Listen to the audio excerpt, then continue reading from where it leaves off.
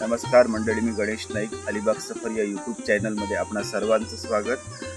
गावाकडे मे महिना निघाला म्हणजे पाडवा झाल्याच्या नंतर की विविध गल्ल्यां जी काही होळीचं ठिकाण असतं तिथे सत्यनारायणाच्या पूजेचं आयोजन केलं जातं. वर्षाकाठी एकदा सर्व गावकरी एकत्र येऊन ह्या पूजेचं आयोजन केलं जातं. वर्गणी स्वरूप किंवा देणगी स्वरूपात ही पूजा केली जाते. तर अशीच एक पूजा आमच्या नाईकाळीमध्ये आज आहे. तर तेथे आपण जाऊया आणि सत्यनारायणाच्या पूजेचा आनंद घेऊया. कोणत्याही शुभ कार्याची सुरुवात ही प्रथम रांगोळी काढून केली जाते.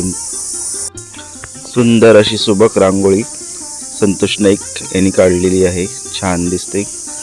चुलत भाऊ आहे माझा हा. मस्त एकदम छान रांगोळी काढलेली आहे.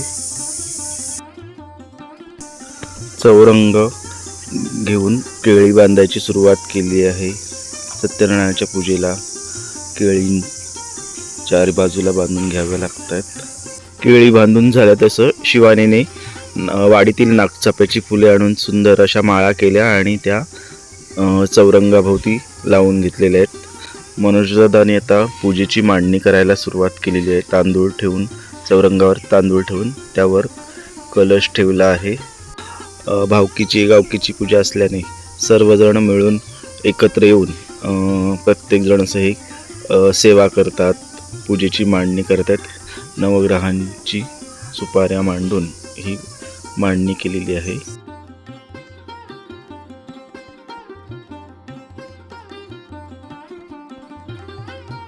प्रत्येकजण एकदम आनंदाने स्वखुशीने ह्याच्यात सहभाग घेतो. पूजेची मस्त छान अशी मांडणी झालेली आहे. आता मनोजदादाने व्यवस्थित अशी मांडणी करून घेतलेली आहे. पूजेची छान सुबक असं मखर सजवलेलं आहे. इकडे आता बाजूला महिला मंडळ प्रसादाची तयारी करत आहेत. सत्यनारायणाची पूजा म्हटलं की शिऱ्याचा प्रसाद येतो. हे बघा, हे इथे रवा भाजून घेतला जात आहे. विजावेणी आमच्या आहेत घरातल्या, त्यांच्याकडे आज प्रसादाची जबाबदारी, प्रसाद करण्याची जबाबदारी सोपवलेली आहे. व्यवस्थित असा परतून घ्यावा लागतो. 2.25 किलो चा रवा आहे, त्याचा हा प्रसाद बनणार आहे. सत्यनारायणाच्या पूजेमध्ये जो प्रसाद बनवला जातो तो 1.25 किलो किंवा 2.25 किलो किंवा 5.25 किलो अशा प्रमाणात बनवला जातो. एकीकडे रवा भाजण्याचं काम चालू आहे. दुसरीकडे कल्पनावहिनी प्रसादासाठी जे दूध लागतं ते गरम करून घेत आहेत. व्यवस्थित मस्त असा सुटसुटीत प्रसाद आपला तयार झालेला आहे. छान झाला. पांढरा नाही, असाच हवा. सत्यनारायणाच्या पूजेचा प्रसाद यामध्ये दूध, केळी, ड्रायफ्रूट असं घालून प्रसाद बनवला जातो. छान असा प्रसाद तयार झाला. हे पहा, सर्व महिला मंडळ नाईकळीतील जमा झालेले इथे जेवणाची तयारीला लागलेला आहे. एकदम प्रत्येक जण मोठ्या आवडीने आणि उत्साहाने या सर्व कामामध्ये सहभाग घेतात.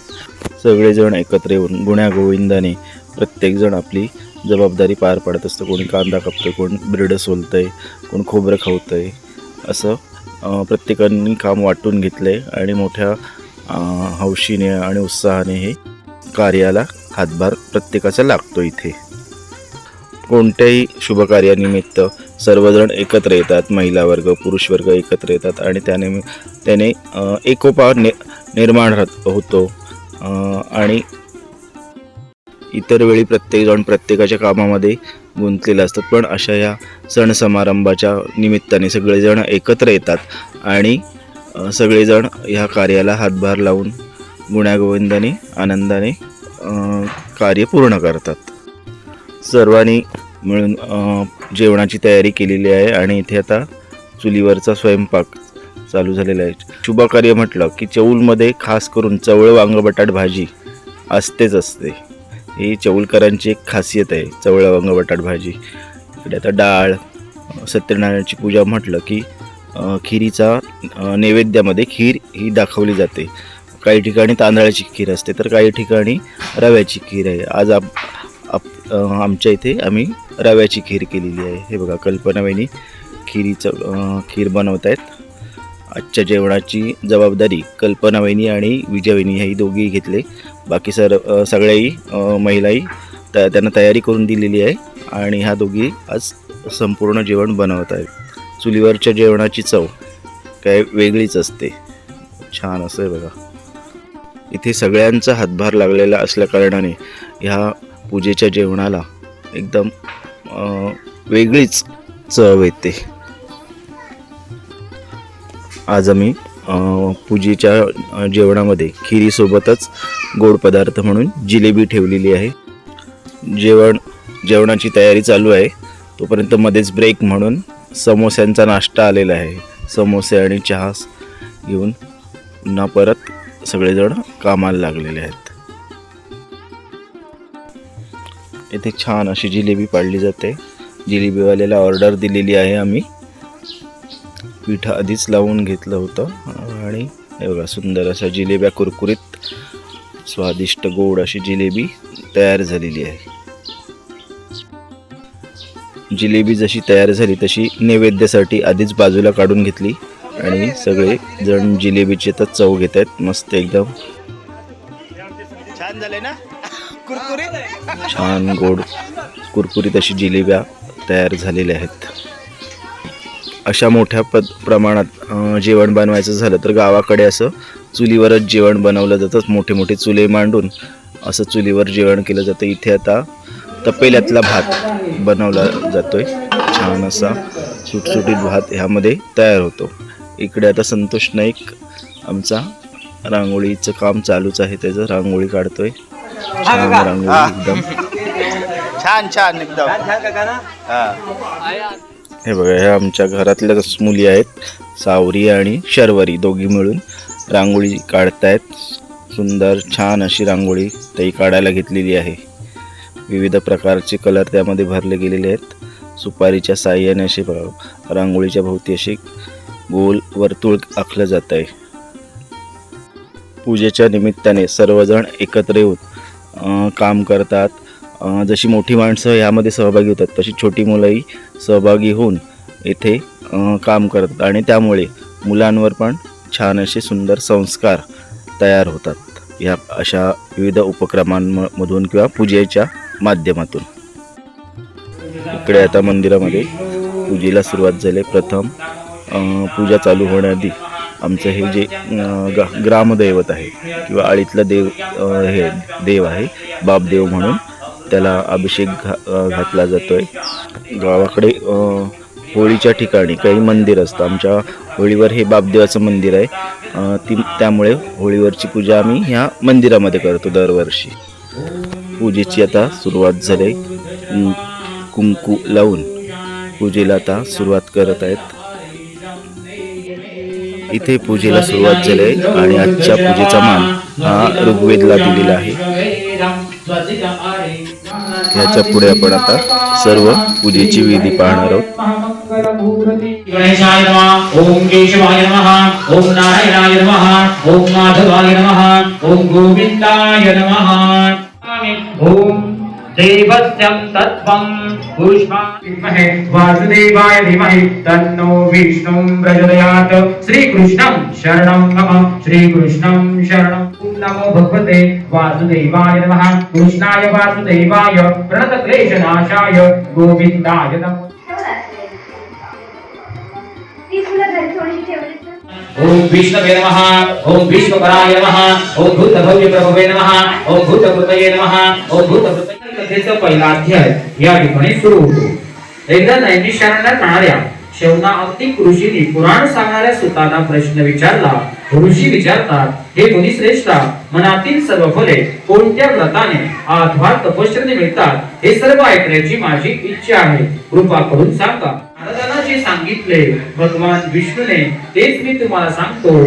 शांत चित्ताने श्रवण करा. काळजी दुःखे भोगीत आहे हे पाहून कोणत्या साधनाने या लोकांची दुःखे नाहीशी होतील हा विचार करून नारद मुनी वैकुंठात गेले. त्या वैकुंठात 4 हात शंख चक्र गदा व पायापर्यंत रुळमाळी घातलेल्या नारायणाला पाहून भगवंताने नारायणाची स्तुती करण्यास प्रारंभ केला.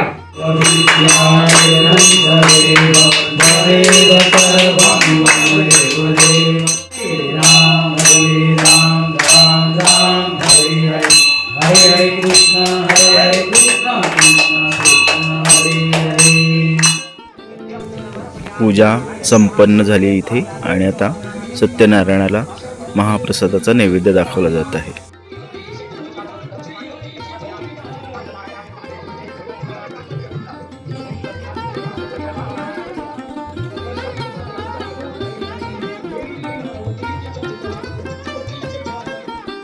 पूजा संपन्न झाली आणि सगळ्यांनी एक एक करून पूजा करून घेतली सत्यनारायणाची.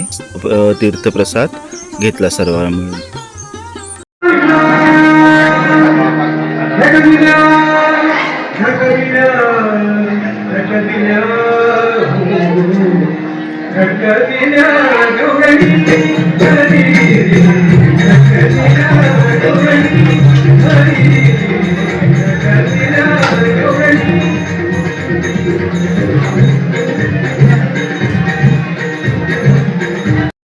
तीर्थप्रसाद घेऊन लगेच सर्वांनी महाप्रसादाचा आस्वाद घेतला.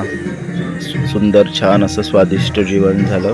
पूजेचा प्रसाद असल्या कारणाने ह्या जेवणाला वेगळीच चव असते आणि जेवणाला पण भरपूर असा पुरवठा येतो. म्हणजे अन्न शिजवलेलं जे अन्न असतं हे पुरून उरतं. कितीही जण जेवले तरी पण हे अन्न संपत नाही. सर्वांची जेवणं आटोपली की लगेचच भजनाची सुरुवात होणार आहे. गावाकडे अशा पूजा असल्या की कीर्तन भजन असं केलं जातं. कोकणातील हे सण उत्सव अगदी पारंपरिक पद्धतीप्रमाणे किंवा प्रथेप्रमाणेच साजरे केले जातात. भजन करून सत्यनारायणाच्या पूजेची सांगता होते. येथे आपलं आता भजन सुरू झालेलं आहे, तर भजनाचा आस्वाद घ्या. तुला चार करदुळ्या मध्ये चौरंग, चार बाजूला चार करदुळ्या मध्येच चौरंग, चार बाजूला चार करदुळ्या मध्येच चौरंग, चार बाजूला चार करदुळ्या मध्येच चौरंग, चौरंगावर देवा पूजिला सत्यनारायण, चौरंगावर देवा पूजिला सत्यनारायण. चार बाजूला चार करदुळ्या मध्येच चौरंग, चार बाजूला चार करदुळ्या मध्येच चौरंग, चौरंगावर देव पूजिला सत्यनारायण, चौरंगावर देव पूजिला सत्यनारायण, चौरंगावर देव पूजिला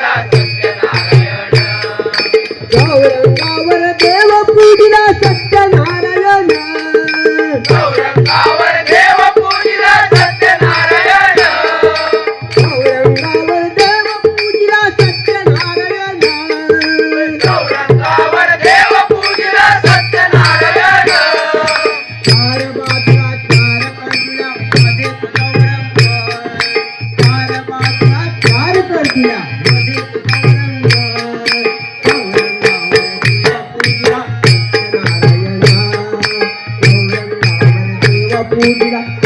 सत्यनारायण, चौरंगावर देव पूजिला सत्यनारायण. चौरंगावर देव पूजिला सत्यनारायण, चौरंगावर देव पूजिला सत्यनारायण, चौरंगावर देव पूजिला सत्यनारायण, चौरंगावर देव पूजिला सत्यनारायण, चौरंगावर देव पूजिला सत्यनारायण.